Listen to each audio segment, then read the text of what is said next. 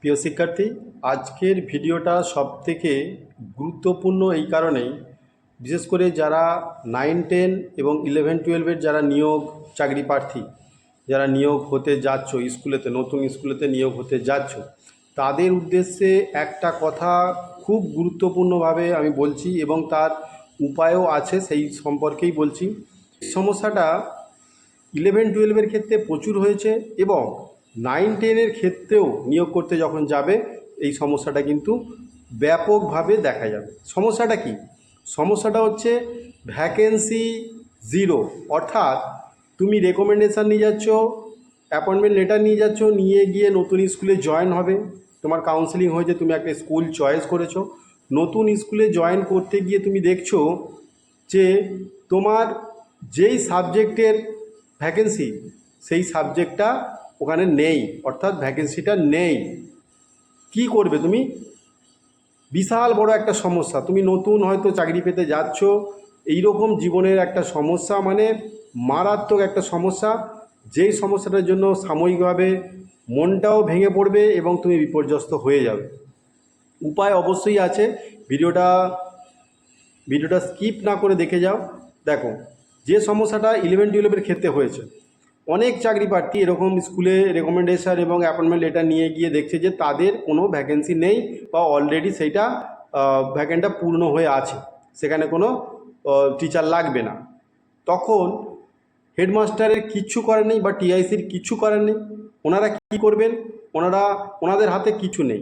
আপনি রিকোয়েস্ট করলেও ওনাদের হাতে কিচ্ছু নেই, আপনাকে সরাসরি ডিআই অফিসে পাঠিয়ে দেবে। ডিআই অফিসে পাঠিয়ে দিলে আপনি ডিআই অফিসে আবার ওখান থেকে ছুটবেন। তো ডিআই ওখানেতে কি করবে আপনাকে?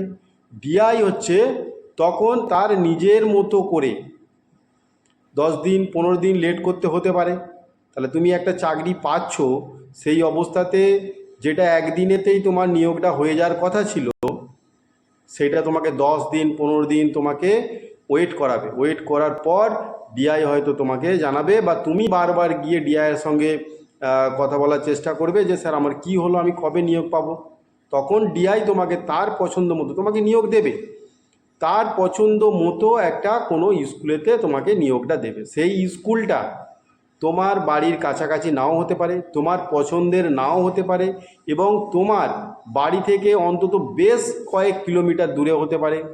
তাহলে এই সমস্যাগুলো, তুমি যেখানে সারা জীবনের জন্য চাকরিতে জয়েন করতে যাবে, সেইখানে তোমাকে 20 বছর 25 বছর হয়তো 30 বছর তুমি চাকরি করবে, সেই অবস্থাতে তুমি কাউন্সেলিংয়ে নিজের মতো করে চুজ করেছো স্কুলগুলো, কিন্তু সেখানে গিয়ে দেখলে যে তোমার স্কুলটার কোনো ভ্যাকেন্ট নেই।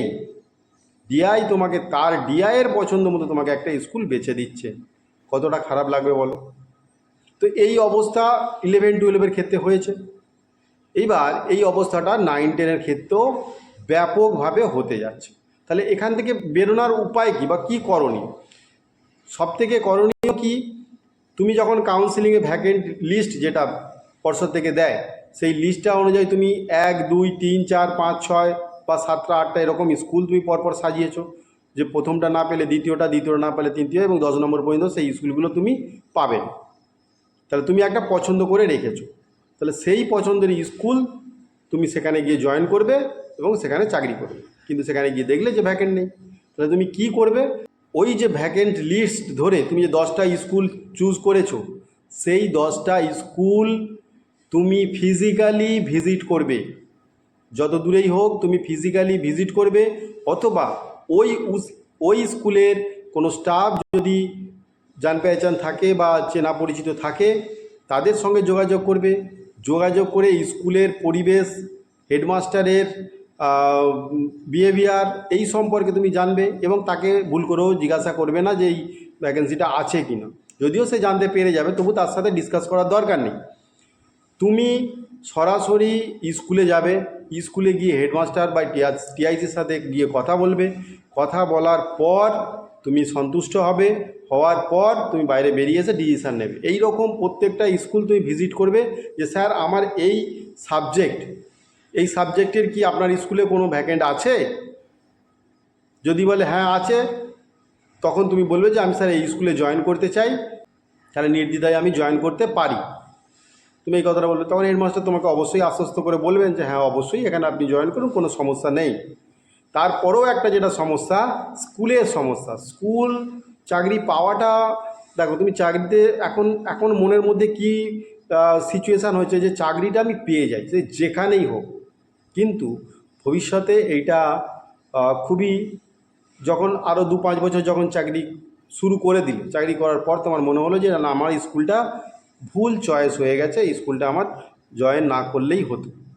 স্কুলের পরিবেশ, স্টাফ রুমের পরিবেশ, হেডমাস্টারের পরিবেশ, এই তিনটে মিলিয়েই তুমি যেখানে জব করবে সেই জব স্যাটিসফ্যাকশানটা যদি না থাকে তাহলে সেখানে চাকরি করাটা কিন্তু খুব দুষ্কর হয়ে যাবে। তুমি ভাবো 20-25 বছর 30 বছর সেখানে তুমি চাকরি করবে, অথচ স্কুলের পরিবেশটা খুব খারাপ, মানে স্টাফ রুমের পরিবেশ খারাপ।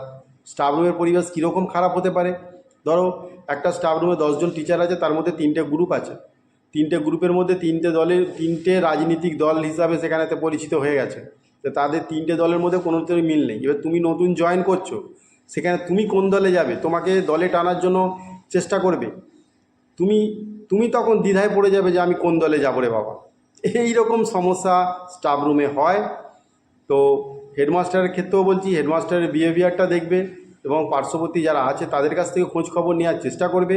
খোঁজ খবর নিয়ে কাউন্সেলিংয়ের আগে এই সমস্ত স্কুলগুলো, যে 10টা স্কুল তুমি চুজ করে রেখেছো, সেই 10টা স্কুল তুমি ভিজিট করবে, ফিজিক্যালি ভিজিট করবে এবং তাদের পরিবেশ এবং তাদের বিহেভিয়ার এই সমস্তগুলো ভালোভাবে খোঁজ খবর নিয়ে তবেই তুমি কিন্তু জয়েন করো, তবেই তুমি সেখানে গিয়ে জয়েন করো, ঠিক আছে?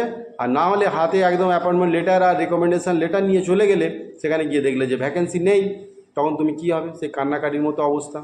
সেই ডিআইয়ের পছন্দের কোথায় সেই একদম পুরো তোমার মন যেখানে চাইছে না সেখানে তোমাকে পাঠিয়ে দেবে, কিচ্ছু করার নেই।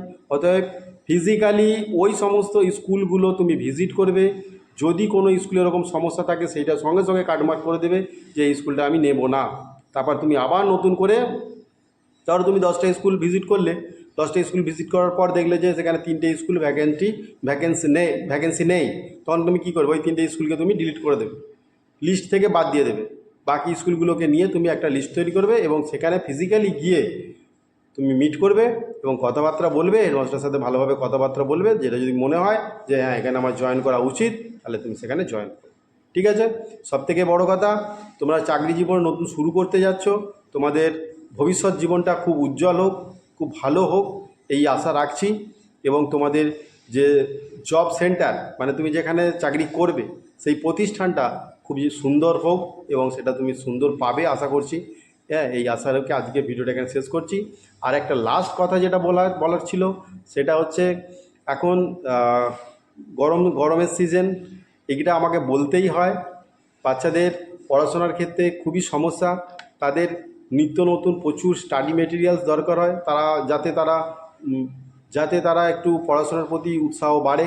এবং এই গরমের সময়তে বাচ্চাদের কিছু কিডস কালেকশান আছে এবং বড়োদেরও কিছু কিডস কালেকশান, বড়োদেরও কিছু কালেকশান আছে, যেমন গার্মেন্টের দিক থেকে বলছি এবং স্টাডি মেটেরিয়ালস দিক থেকে বলছি, এগুলো সব অনলাইনে খুব সহজেই পেয়ে যাবে। তবুও আমি এই ডেসক্রিপশানে লিঙ্ক দিয়ে দেবো, সেখানে তোমরা সার্চ করে দেখতেই পারো।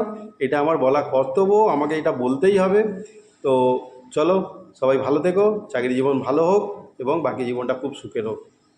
Thank you.